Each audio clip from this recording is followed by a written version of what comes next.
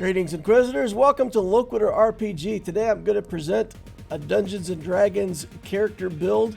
This is a character that I've played in 2014 rules, and it's going to be fully compatible. It's going to be even better with the 2024 rules.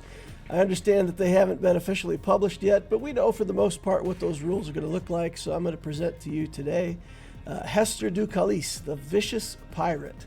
This is a fun build. I'm going to use it to test my idea for doing character builds.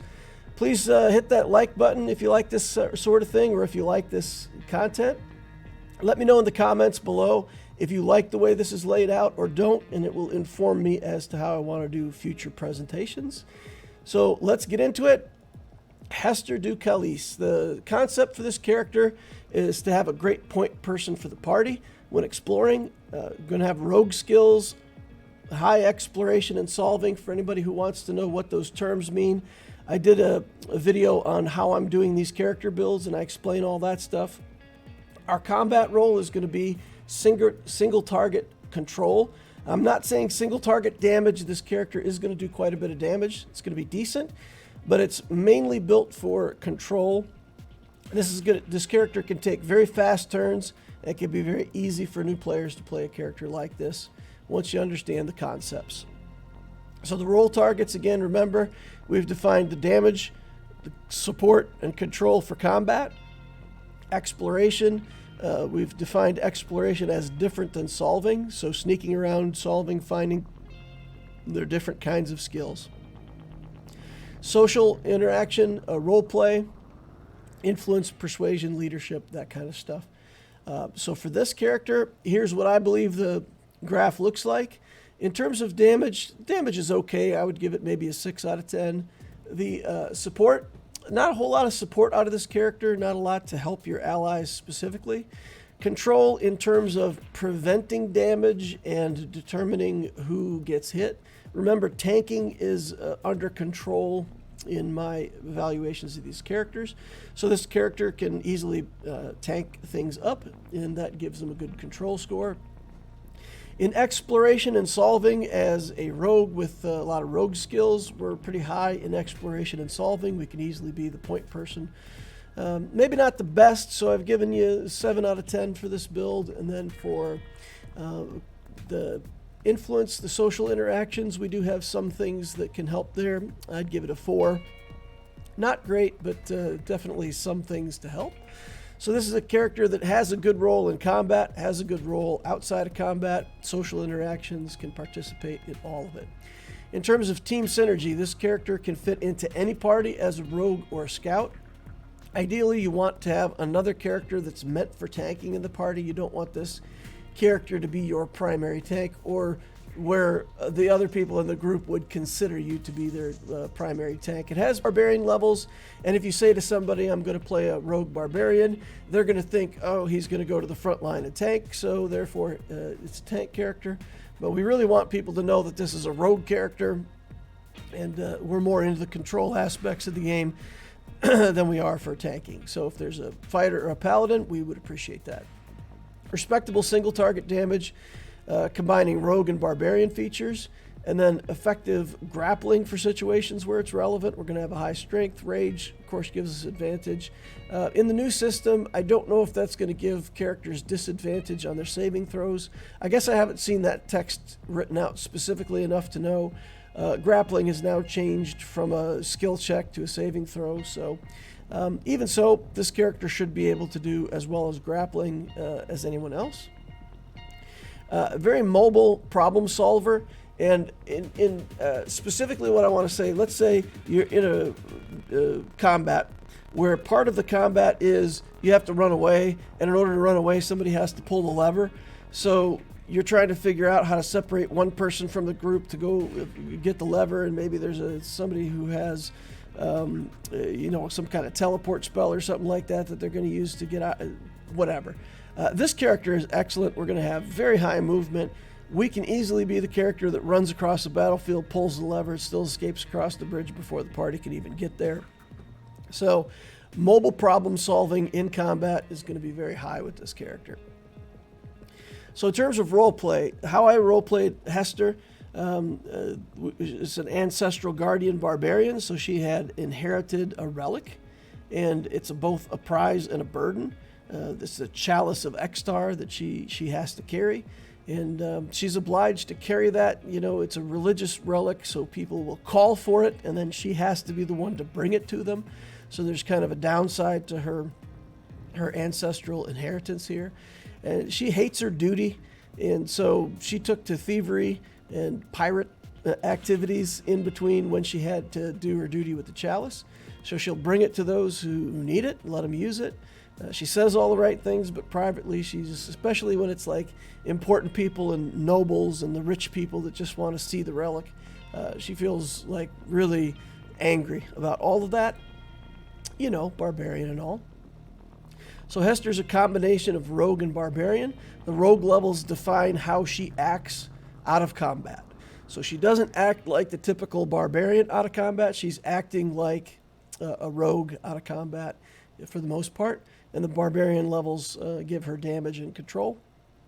For species, Wood Elf, and in the new rules, I think Wood Elf is really strong. Medium size, dark vision. They sleep in 4 hours with the Elven Trance. Advantage to end charm with Fae, can't be put to sleep, stuff like that.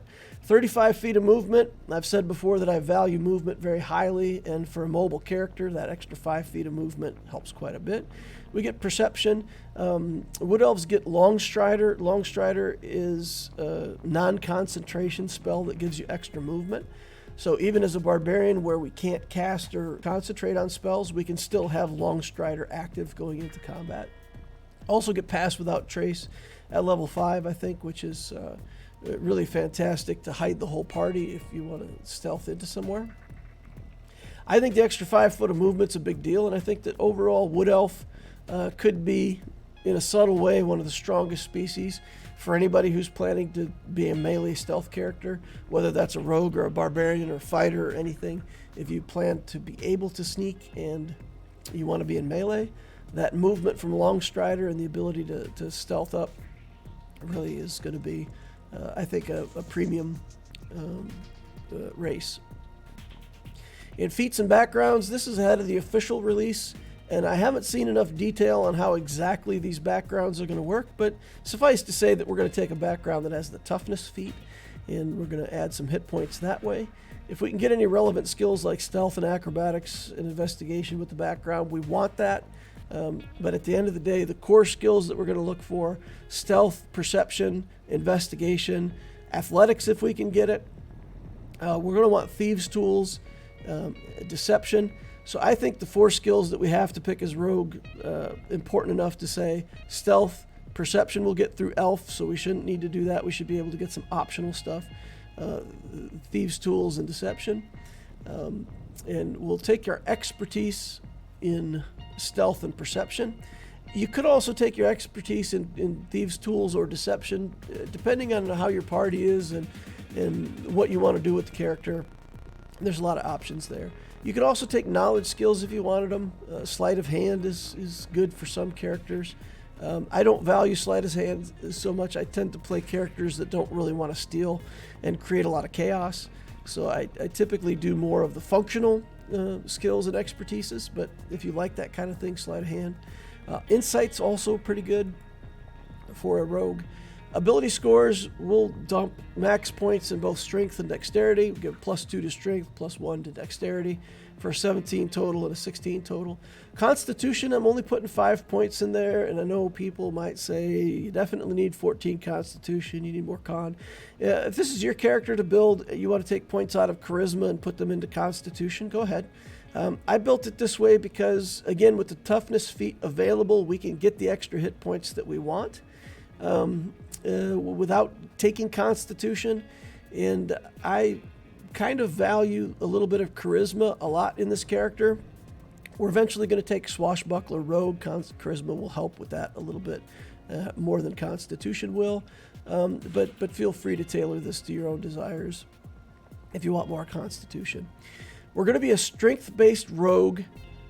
Just be aware that you need finesse weapons to trigger sneak attack. You can use the weapon with strength, but it has to be a finesse weapon. So just to be clear, if you use a finesse weapon and you're not using it with finesse, it's still okay to trigger sneak attack. If you're not using a finesse weapon, you won't be able to trigger sneak attack.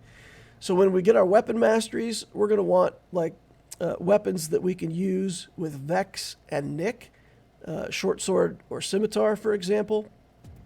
They're weapons, martial weapons that have the finesse property. So you can use a short sword in your main hand, scimitar in the offhand with Nick, and that should allow you to do 2 attacks without using up your bonus action.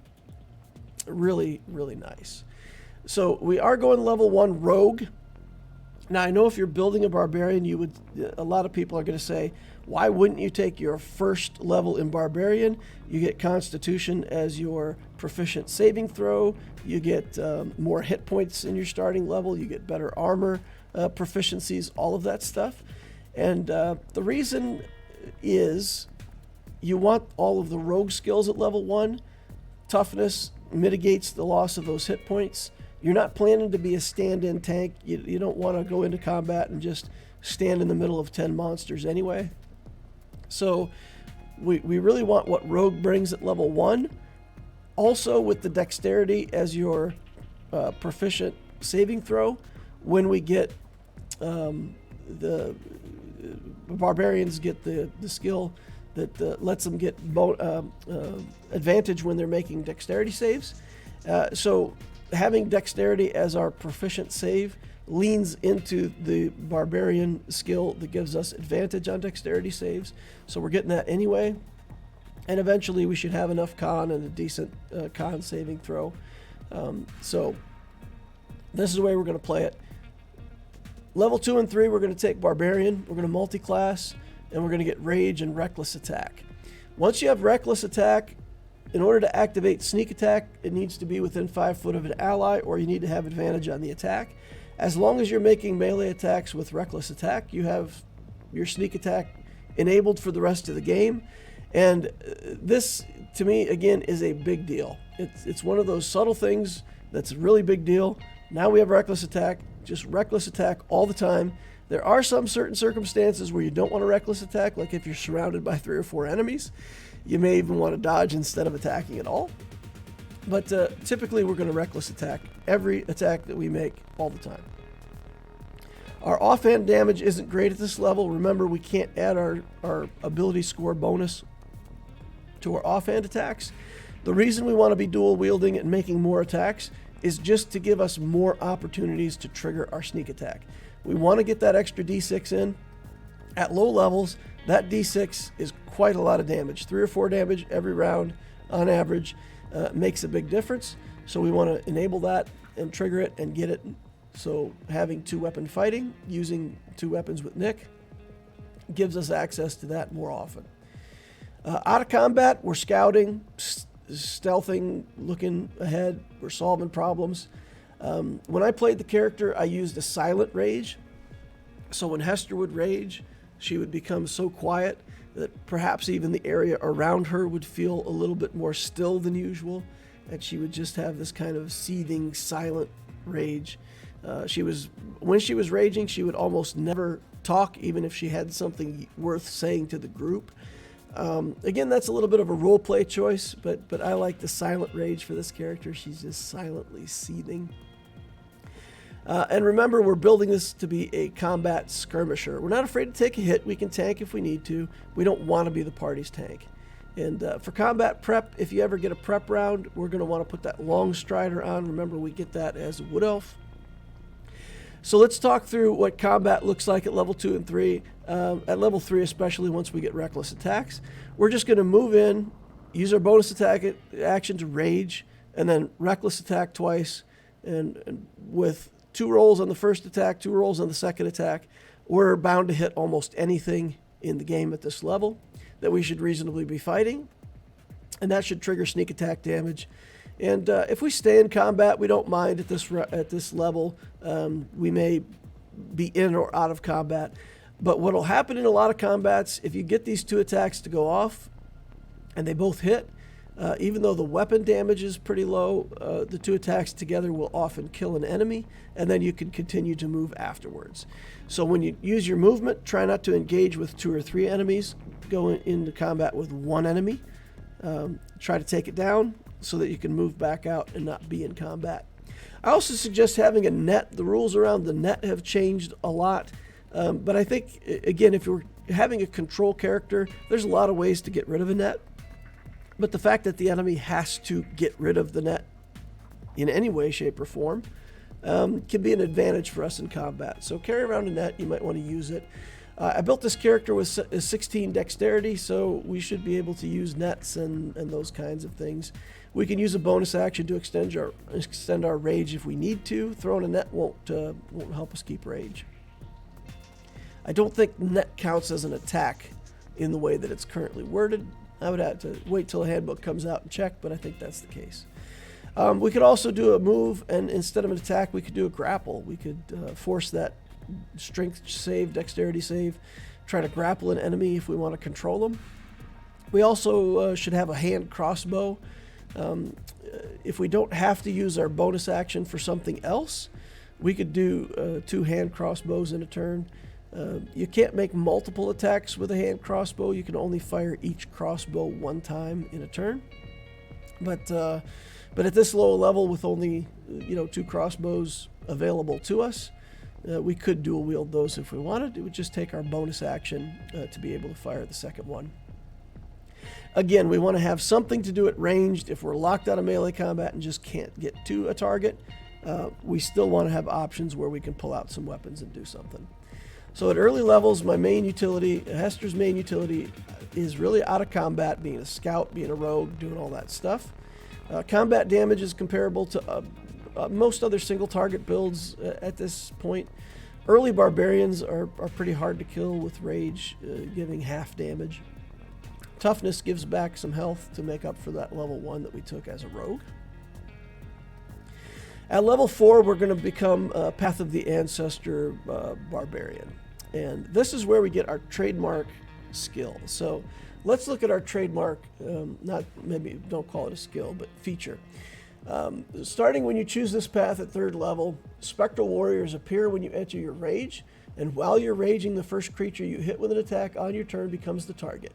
They hinder its attacks. Until the start of your next turn, that target has disadvantage on any attack roll that isn't against you, and when the target hits a creature other than you with an attack, the creature has resistance to the damage dealt by the attack. Effects on the target end early if your rage ends. So the wording on this is going to be important in the 2024 rules. The way that I read it, anything that attacks something other than you, they have resistance against the damage. So if they try to target somebody else, they have disadvantage to hit, and if they hit them, they have resistance to that damage. Okay, most people look at this skill and they think the following. Once I put Ancestral Guardians on a target, they have so much of a penalty for attacking any other party member that they won't want to. They will attack me instead. Look at me tank. And in that case, most people would be wrong. And the reason the reason I say that, if we just look at the first part of this sentence, once I put Ancestral Guardians on a target, they have so much penalty for attacking anybody else they don't want to. So let's force them to do that. Why would we let them attack into us? They have disadvantage against anybody except us, but they have advantage against us because we've been attacking recklessly and giving them advantage. They do less damage to everybody else. We have rage to give us resistance to the damage, but it's better if they attack somebody else. So with a skill like this, what you want to do is you want to take advantage of that and force them to attack somebody else. If you've got a tank in the party, they now have disadvantage against the tank, and if they do hit them, they're doing half damage. So that is a pretty big deal, and especially in boss fights with big melee combatant bosses, fire giants, things like that. You could trivialize these combats because you run in, You hit them, you put the Ancestral Guardians on, and you just leave. And if you've got a good tank that's in close combat with them, they can't get to you. Maybe you've even hidden, and the boss is just nerfed. It's debilitating. It's so much control. It's better than banishing them. If you banish them and all their treasure leaves, and you still have to fight them when they come back, for example. But in this case, they're just really crippled on trying to hit people, and if they do hit people, their damage is halved. So basically, you control them while the rest of the party takes them down. Now, that said, in a combat that has 5 elites, like let's say instead of 1 fire giant, you're fighting 4, 3 hill giants and a couple other characters that are, in the same kind of category. Maybe it's the same CR combat overall, but you're only going to be able to affect one of those with your guardians. But if the one that you're affecting is the one that's attacking your wizard, that makes a big deal and gives the wizard resistance to all of their damage. That's a huge difference maker in the party. So we can still tank if we need to. We can, in a combat like this, we would probably choose one of the targets to hit and weaken, and then walk over to another target and hit it. And eventually we're going to have rogue levels that allow us to walk around. We'll have cunning action that allows us to disengage as a bonus action. We'll be able to go whatever we want within a fight, hitting multiple targets, putting Ancestral Guardians where we want, and ending up tanking a different character. Again, this is all about control. It's not about doing the most damage. It's about mitigating the damage back to our own party. Okay, so up to level 7, we're going to take that Path of the Ancestral Guardian at 4, and then we're going to hit 5 with the dual wielder feat. That's going to allow us to main hand a whip. And the whip is going to be really handy for us. It is a finesse weapon. It has reach, so extra 5 feet of reach on your attacks. So we're going to be able to do all the stuff that we used to do. And for some combats, that hand crossbow is looking pretty good. We could use a shield if we need to tank. Lots of different options open up to us with the dual wielder feat. At level 6, we're finally the 5th level of Barbarian. We get extra attack, 10 feet of movement. Level 7, we get our 2nd level of Rogue and get Cunning Action. Now, Cunning Action is so good that probably for the last 6 levels, every time we level up, we've been looking back going, man, why don't I just take a 2nd level in Rogue? I could get Cunning Action. It would be so good, and it is so good. But in my opinion, you really need to land on this extra attack as soon as you can. The extra 10 feet of movement is huge. So we take 1 level of Rogue, 5 levels of Barbarian, and beeline to that extra attack and 10 feet of movement before we go back into Rogue. And then pretty much from here, we go Rogue forever after. So level 7, out of combat, we're still looking for that Long Strider as a prep spell when we can get it. We're going to stealth, scout, solve things. We're going to stealth. We're going to position ourselves, potentially be, among the enemy or behind them, even in some cases when the battle starts. And if we do get a rage as combat prep, we'll take it, but it's not necessary. But the Long Strider, if we get it on us, we've got 10 feet of movement from Barbarian, 35 feet base movement, another 10 feet from Long Strider. So our base movement is 55. Remembering that we can dash as a cunning action with Rogue, we can move up to 110 feet quite reasonably in a round with the ability to go it wherever we want. It's crazy how mobile this character is and how fast they are.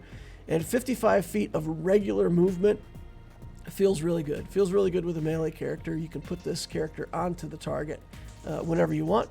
And especially when you need to get to the back to a caster, doing a move, cunning action, dash, still having your action to grapple the caster when you get to it, or hit it, try to break concentration, is pretty good. So what does a round look like? We're going to use bonus action to rage, move in, reckless attack, whip twice. If we've got a nick weapon out, remember we've got attack, extra attack, and the bonus attack from dual wielding, where we can use the nick attack. So we can have up to 3 attacks as a part of our regular attack action. And that frees up our bonus action to do other stuff like rage or move or whatever we need to do. We might move, take 2 actions with the whip, and then move out and take a bonus action with the crossbow. And later in the game, you might have the ability to poison your arrows, quarrels for your crossbow, something like that. There might be a fun reason why you want to use that crossbow. Or if you just don't want to go all the way into melee and you still want to take advantage of that. Now, it will use your bonus action when you do it this way, because the 2-weapon fighting, to engage that offhand weapon with the crossbow, you would have to use your bonus action. But if we don't want to get into melee, that's a good way to take advantage of that if you need to. Move and any version of cunning action to disengage or hide or dash or whatever you want to do. And then attacks that are within reach. Now, remember, the goal is to dart into combat, put damage on something, you get your sneak attack damage, get 2, 3 attacks, whatever you can, and then leave. Get out of there. And force that boss mob or force that character to attack somebody else, attack your tank, have disadvantage and deal less damage to them. All right, just a reminder. Our job is control. It's about reducing damage, controlling the enemy. Whips have slow on them, so you could potentially run in, slow an enemy, prevent it from even getting to your group for a round. There's a lot of different stuff that you can do here, but the objective is not just damage. Once the target is damaged, they have their damage reduced by 50%. Everybody has resistance to their damage, remember? So I believe that it affects spells too. The way it's worded says if it's an attack. The new wording around whether something is an attack action or a spell casting action may interfere with this. So in the past, if you attacked with a spell and that spell required an attack roll, it was considered an attack, and characters would have had resistance to that damage. In the new rules, it's not so clear. If you take a magic action and you make an attack roll with the spell, is it still considered an attack for the purpose of Ancestral Guardians? I think so. I'm going to say yes. I would rule it at my table yes. If it takes an attack roll, it's considered an attack. So in that case, if it's a spell with an attack roll, everybody should have resistance to that damage too. And that's relevant against some kinds of spells that require an attack roll. It wouldn't help you much against a fireball, for example, but yeah, so it's still good. In and out, stick and move, put the Guardians on, get out of there. Remember that you can use the whip with strength. You don't have to be using it as a finesse weapon. You have to use it with strength to take advantage of Barbarian reckless attack. But as long as you're using a weapon that has the finesse property, you can use it with strength, use your reckless attack, get your rage damage, all that stuff on it, and it still enables your sneak attack. As you get more and more levels in Rogue, that becomes more and more important because you want that sneak attack to apply. Also with the 10-foot rage, it's also a kind of movement. So here real quick, let's say the orange dot is the enemy and the blue dot is us, and we're 25 feet away. Now normally, if you were wanting to get in and get out, you would have to get all the way into melee combat with it, get out, potentially risk a attack of opportunity. If this is a medium-sized creature with a whip, we can move up within 10 feet, hit it, and then move back out. And in this case, we could move 20 feet in and move 25 feet back out. The whip hit would slow it, take 10 feet of its movement away, and we end the turn 30 feet away, and it's slowed, so it probably can't even get to us if it wants to. Without the whip, you would have to get all the way into combat, and you'd have to have some way to disengage, which we have. We'll have the fancy footwork from our swashbuckler subclass that we're planning to take. And fancy footwork at level 8, that says that we can choose you learn how to land a strike and slip away without reprisal. So during your turn, if you make a melee attack against a creature, they can't make any opportunity attacks for the rest of the turn. So you can get in and out. Once we get to level 8, that's not a big deal. But there's plenty of times where that whip is going to allow you to get where you want to go more easily, better, get you to a hiding spot. So we want that whip for the reach. If you don't like the whip, you could sub out for a better weapon. Again, we're taking the 2-weapon fighting, so we can have a normal weapon in our main hand, use a rapier or a sword, whatever you wanted to use. Just remember that it does have to have the finesse property if you want to activate sneak attack. All right, for items, I think one of the best early items you can get for this character is the Belt of Dwarven Kind. It does give you more constitution. It gives you poison resist and advantage on poison saves. It may be rewritten in the new rules when they come out, but I think that it's a simple item. It's pretty common. Most DMs wouldn't have a hard time giving you a Belt of Dwarven Kind, but it gives you a little bit of everything that you need at lower levels. A lot of combats become much more dangerous due to poisons on characters. Having advantage on those saves is nice. And the beard thing, you can do without the beard thing if you don't want it. You can just tell your DM to skip that part of it, and most of them probably will. For any who don't know, the Belt of Dwarven Kind, you grow a dwarven beard if you're able to. So it's kind of a side effect, but if you don't want that on your character, Hester doesn't want a beard, but she would definitely take a Belt of Dwarven Kind overall. Next, you're looking for a high damage whip. Getting to a +2 whip is pretty good. So if you get a Belt of Dwarven Kind, get a +1 whip, you're pretty good for a lot of levels. You don't really need a lot of gear on this character. Spending a lot of time, effort, and energy hunting down really great armor when you plan to attack recklessly and leave combat most of the time anyway doesn't make a lot of sense. And then I think at higher levels, if you can get a Blood Fury tattoo, Blood Fury tattoo lets you do extra damage on a hit, and it also lets you steal some life from your opponent, so you can heal yourself a little bit. And it's really awesome how much durability you can gain with that tattoo. So some item ideas for you, and of course all the typical stuff that you might be able to get. Belt of Giant Strength is obviously the ultimate prize for this character, but a lot of GMs don't give those things out very easily, so some other things to look for instead. Roleplay, level 7, so the battle starts. Hester's already way ahead of the group. She worked her way far ahead into the room with stealth and skill. The adversaries run forward, and then Hester runs out of cover, seething with silent fury. She recklessly assaults and injures the monstrosity. Ghostly spirits fade in to harass the brute. Hester sprints away, vanishing again, hiding behind some furniture, leaving the frustrated adversary dazed and confused. So that's kind of how we want to run this character, right? If we can sneak in, get an advantage, get ahead, we're not just going to run into combat, stay there and tank. We're going to run in, hurt the character, run out. We've slowed them with the weapon mastery on whip. We slowed them by 10 feet. So, that would be 55 feet of movement, 2 or potentially 3 attacks. The rest of our movement, and then hide. The bonus action hide with rogue cunning action. Might look something like this. Or if we didn't use hide, we could have 110 feet of movement with a bonus action dash. So in and out, leave the Ancestral Guardians on, and leave the monster wondering what to do. At level 7 to 17, just keep adding rogue levels. Stacks up the sneak attack damage. With the new rules, there's also the ability to trade out some of your sneak attack damage for control, and this is where this character just, in my opinion, with the 2024 rules, goes off the hook, because you can potentially, eventually prone the monsters. You can cause the poison effect on them for a round.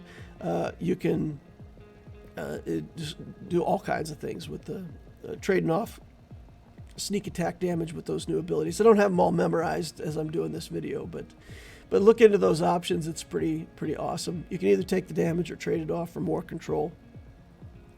At level 9, I like Speedster. The new version of it, as I saw it, you could only increase your Constitution or your Dexterity. At this point, we would have 18 Strength from taking 2-weapon fighting, and here we would take Constitution and boost up to get our 14 Constitution on our character. We've already got 16 Dexterity, and having 17 isn't really going to help us. So that's what I would think about doing. You could also potentially do Sentinel as a feat. Sentinel's a really good feat if you've got another tank. But I think with this character, you're really never going to get Sentinel off, because if you're in combat, the monsters are going to attack you almost always. The idea that they're going to, go somewhere or attack some other character other than you, again, Ancestral Guardians is specifically punishing them for attacking anybody other than you. So I don't think Sentinel feat works very well on this character. But you could take it if you had a group that supported that. Uncanny Dodge, of course, is a good skill. At level 13, you could look at something like Skill Expertise, maybe bump up your Dexterity or look at some other stats. You could get Thieves' Tools Expertise, plus you pick up another skill. You could also just bump your Strength to 20, your Dexterity to 20 eventually. So there's lots of stuff you can do with your feats. The last I saw, Rogues did get an extra feat somewhere in there at level 10. That was nice. I don't know if that made it into the new player's handbook. I haven't seen for sure, but that's how you could use your feats. Finishing. So if you're in a campaign or if you're in a one-shot that would really go past level 20, I would do 5 levels of Barbarian and all kinds of Rogue and then Epic Boon feats after 20. If your DM only allows level 20 and no further, then I think you would want to go 12 Rogue and 8 Barbarian, take advantage of all the feats that you can, and still grab the boon at 20. So that's how I would think of it. But just to recap, so this is not a damage dealing character. It's not meant to be the highest damage, but the mobility here is really high. You got Reckless Attack to ensure that you get Sneak Attack off all the time. The ability for Sneak Attack to do either damage or other options. Skirmishing, move in, hit, reposition. You can tank when you want to. Again, if you're in a combat with 3 or 4 elites, just tank one of them. It's no problem. You're going to have plenty of hit points. You're going to have rage going to resist and reduce your damage. So you'll have all the stuff that you need. So that's the character concept for Hester du Calise, the Barbarian Rogue Skirmisher. And remember, the trade-off for your combat damage not being that great, you get a lot of control, and out of combat, you're still the party's scout, rogue, stealth person. So I feel like it's a very balanced character. It's fun to play.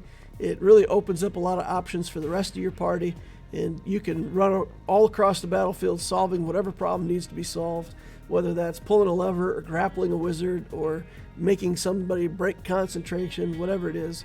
You can get to it, you can get it done.